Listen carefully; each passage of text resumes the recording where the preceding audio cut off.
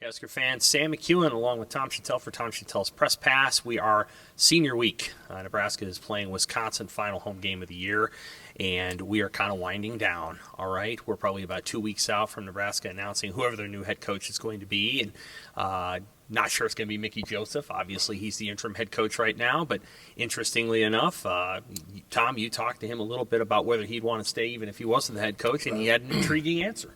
Yeah, my question is, it's Saturday Senior Day. Is it going to be Mickey's Senior Day? I mean, here's a guy who played, had a career at Nebraska as a quarterback, and they came back and was really kind of seen as the most important hire for Scott Frost, and then he became the interim coach, and he's really done a good job, I think, of holding everything together and getting the team to play hard. My question to him was, and I think he answered this at the press conference, he has not spoken with Trev Alberts about the job. If you want an update on that, if you think he's interviewed, he has not interviewed. They haven't sat down and talked about long-term philosophy or how would you build a program or any of the things that are being asked of the other candidates.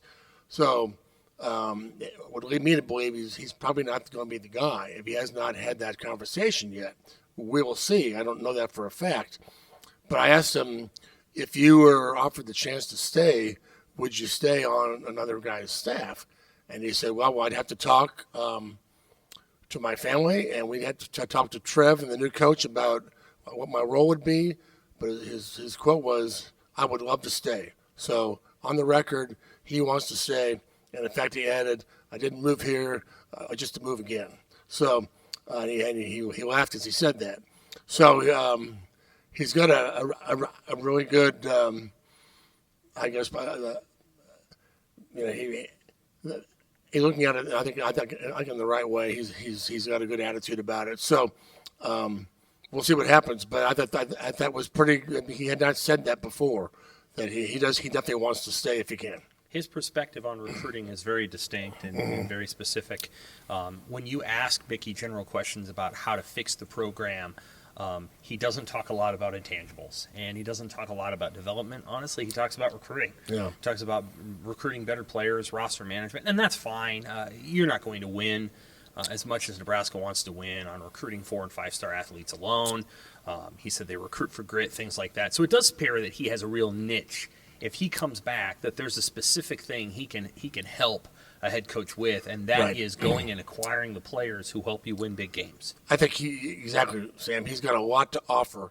A guy who would, to be honest, would have to be a little okay with having the guy who's very popular in the locker room and with the fans come back, and if something goes wrong, the players lean on Mickey and not the head coach. Do they, is he the guy that they want to talk to?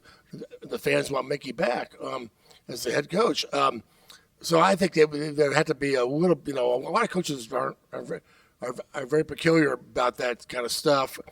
But yeah, I mean, the next head coach is going to be a CEO, and this is going to be treated as like a Nebraska Football Inc., a corporation, if you will, of many layers of transfer portal and NIL and recruiting office, and it's going to be quite an operation, I believe. And Mickey is so good not only in the room with recruits, the living room with the parents, but he's really good at I take a step back, the overall. The picture of the whole recruiting scene. Yes. What kind of players, where to get them, not just the fantasy guys who run, but the guys who have grit and are going to be, like he said today, the Chicago kids learn how to play football on the street, literally on the concrete. So he's got a really good feel for. I mean, if I was a head coach, I would want him to be in charge of that. But he also he can also coach the wide receiver position very well. He reaches into those kids, he grabs them, and he gets them to play hard, and it's tough love. It's not just a guy who tells them what they want to hear. So I think he'd be a very valuable asset. I was really glad to hear him say today that he definitely wants to stay. He's one of the first recruiters I've ever heard, and this is true, that the California guys, because somebody mentioned USC and UCLA coming into the league, the California guys like to stay in California. And wherever they go, it doesn't tend to be like California, and so they don't like it as much. I think that's a pretty good point. I think he said if we're going to go out to California and recruit a kid, we got to make sure he is a draft pick. That is an NFL draft pick. On the quarterback front, Casey Thompson did practice today. I think that's encouraging news. I still think Casey's going to play on Saturday if at all possible. Kevin Purdy's out. He's done for the season. He's out, and he's going to get surgery on a high ankle sprain. He's probably not going to be back.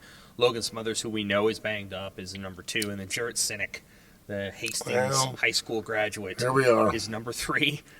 There's a chance that if Casey can't go and Logan is playing, that's Jarrett Sinek could be the next Nebraska walk-on quarterback to get a significant role. We had Riker Fife at once upon a time. We had Ron Kellogg III. We had Matt Turman and maybe Jarrett Sinek. Well, with a name like Sinek, he should be up in the press box. That's right. But that's right. I think Casey's going to play. He proved last year at Texas he's a gamer. You'll have to drag him off the field to not play. I believe he's been chomping at the bit. It was smart to not play him in Michigan. That's the wrong defense to try to play halfway or not be healthy. Wisconsin's not much easier, but the extra week. But they can win. I think they can. They can win. And if they can win, it's because of him. Right. So I really believe he'll play, and he might play well. And you'll see maybe an extra bounce in the step of number 3, Trey Palmer, because he has certainly missed his guy. He's been a little AWOL, which is not his fault necessarily. He just hadn't had his guy. And so wouldn't it be fun to have 2 more weeks, Wisconsin, Iowa, with Casey throwing the ball to his guy, Trey Palmer. So it gives you a little bit of hope, a little bit of chance. But it'll be quite a scene here Saturday.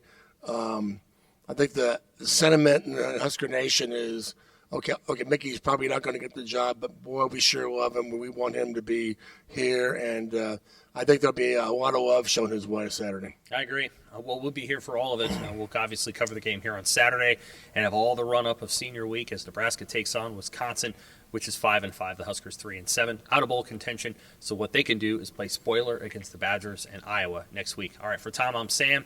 This is Tom Shatel's Press Pass with Omaha.com. Thank you.